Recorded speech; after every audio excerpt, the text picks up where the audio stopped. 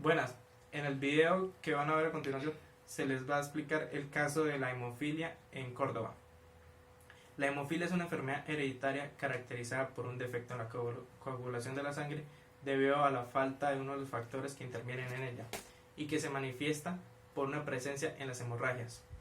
Esta es una enfermedad que se da comúnmente en los hombres.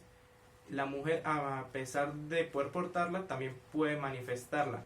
Es una enfermedad muy poco común, donde 1 de cada 10.000 personas la porta. ¿Qué fue lo que pasó? En el año 2012, el señor Alejandro José Laínez Muscus se convierte en el nuevo gobernador del departamento de Córdoba.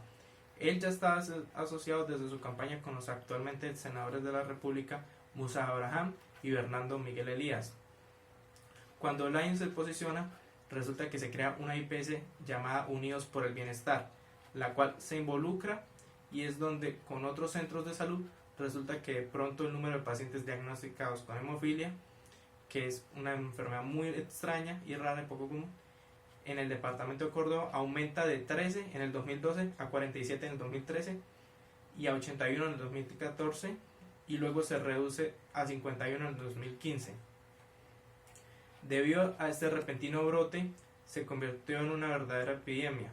Córdoba se ubicó como el departamento con el récord mundial de hemofílicos por tasa de habitantes más alta en el mundo. ¿Qué se ganó con esto? La hemofilia está cubierta por el Plan Obligatorio de Salud, donde al presentarse este tipo de casos, el gobierno genera un ingreso para los medicamentos, citas y demás gastos que pueden ayudar a los pacientes diagnosticados. Debido a la complejidad y rareza de esta condición, de esta manera, entonces, en Córdoba lograron sumar a la piñata de la corrupción 44.000 millones de pesos, más de los recursos con los que habitualmente se contaba. ¿Y el gobierno cómo lo nota? Una tarde cualquiera, a finales de 2015, llegó la entonces ministra de Educación Gina Parodi a la Contraloría General de la República. Estaba visualmente preocupada por un extraño comportamiento que venía notando en las cuentas de educación del departamento de Córdoba. Al indagar más en este tema, se encuentra que hay otras irregularidades en las cuentas del departamento. Cuando la Contraloría comenzó a sumergirse en el caso, fue descubriendo poco a poco dónde estaban los enredos. Y entonces, ¿dónde estaba el problema o la irregularidad? Además de los repentinos cambios o nuevos pacientes que aparecieron, primero se encontró que los exámenes de laboratorio que tenían toda la apariencia de ser legales eran falsos. Se halla que de los 87 laboratorios, 86 tenían el mismo código de barras.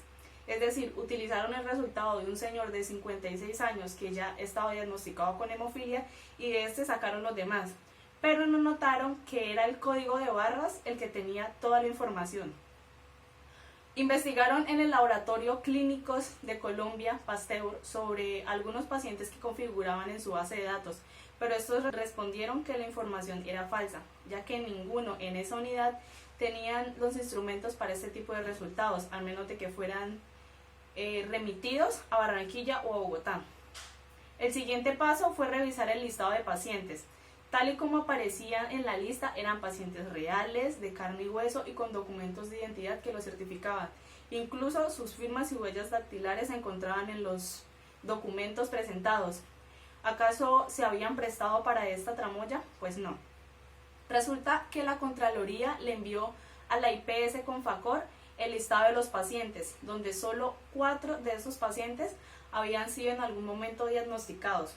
Y al parecer, quienes armaron el tinglado sustrajeron irregularmente la lista de los pacientes de esta IPS. Buscaron a algunas personas y encontraron distintos casos, como el de una señora que su niña en su momento por tener una hemorragia cerebral le hicieron los exámenes a ver si portaba la hemofilia.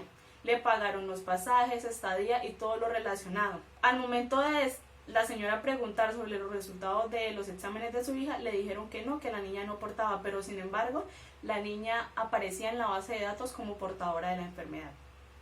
Incluso buscaron al hematólogo que aparecía en todos los documentos, haber firmado los laboratorios y demás documentos para decir que estas personas tenían la enfermedad.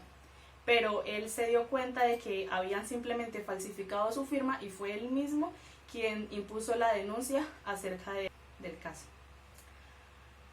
En conclusión, Quienes movieron los hilos detrás de esta tramoya falsificaron exámenes, el diagnóstico, los pacientes, las firmas y demás cosas necesarias. Al final, quienes entregaron los medicamentos a los pacientes fueron dos instituciones prestadoras de servicios, que fueron Salud Unidos por su Bienestar y San José de la Sabana, donde encontraron que justo en el año que el gobernador Lyons se posiciona, se crea la entidad Salud Unidos por su Bienestar. Otra curiosidad es que cuando la Contraloría detectó los exámenes falsos de hemofilia, al organismo de control llegó una certificación de la Clínica Santa Lucía del Sinu afirmando que todos esos resultados eran verídicos, es decir, que todas esas personas realmente estaban o fueron diagnosticadas con hemofilia. Pero al consultar en la Cámara de Comercio de Montería, se encontró que el representante legal de esta clínica, que fue creada en 2013 con un capital de 90 millones de pesos, era Guillermo José Pérez Ardila, el mismo de la IPS Unidos por su Bienestar, es decir, indirectamente estaba relacionado con el gobernador Lyons y los dos ex senadores. ¿Qué pasó con los involucrados? Guillermo Pérez Ardila, cuando se vio descubierto, se entregó a la Fiscalía en abril de 2017. Aceptó los cargos de peculado por apropiación y concierto para delinquir y confesó cómo era el modus operandi de la organización. En diciembre del mismo año pudo salir de la cárcel con grillete electrónico. Alejandro Lyons, en su momento, al verse tan involucrado y que se haya descubierto todo, se va a Miami para hacer un trato con la DEA y así entregar a otra persona que estaría involucrada. Esta declara haber recibido una cifra menor a la real. La mayoría de sus bienes son incautados por la Fiscalía. Actualmente, el 12 de agosto del año en curso, es citado para su tercera imputación de cargos.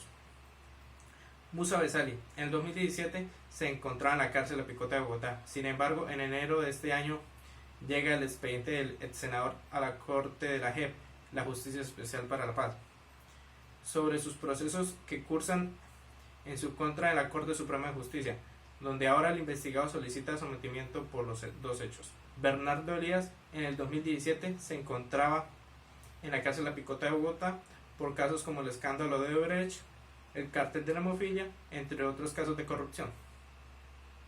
Muchas gracias.